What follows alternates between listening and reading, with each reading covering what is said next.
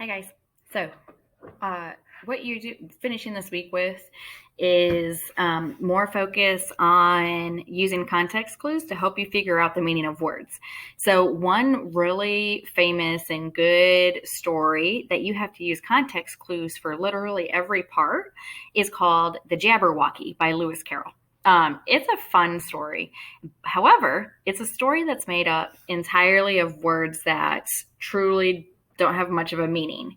And so you have to read the whole story in order to figure out what the story is about, who's the protagonist, who's the antagonist, what's happening. And trust me, all of that is able to be figured out by just using the context clues of the story. So even though it's a story that's made up of a bunch of gibberish, nonsensical words, we can all still come to pretty much the same agreement as to what the story was about, what was happening in the story, who your protagonist is, who the antagonist seems to be.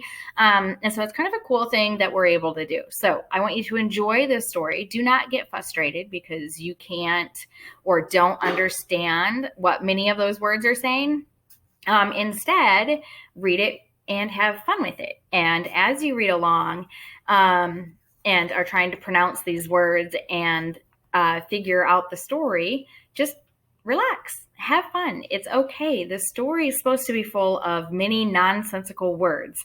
So at the end, when you go through and it's asking, some of your assignments are going to ask you to define some of these words for me. Obviously, these are not words that you're going to just be able to look up on the online dictionary. These are going to be words that you have to use your context clues and the feelings that you get from other words around it in order to define them. Does that make sense? So you're not going to be able to just look up the definitions. Instead, you're going to tell me what you think that word would mean according to how it's used in the story. Okay.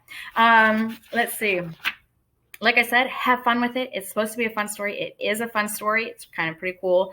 And use your context clues to help you figure out what you think these words mean and to figure out a good, complete summary of the entire story. Okay. Let me know if you have any questions.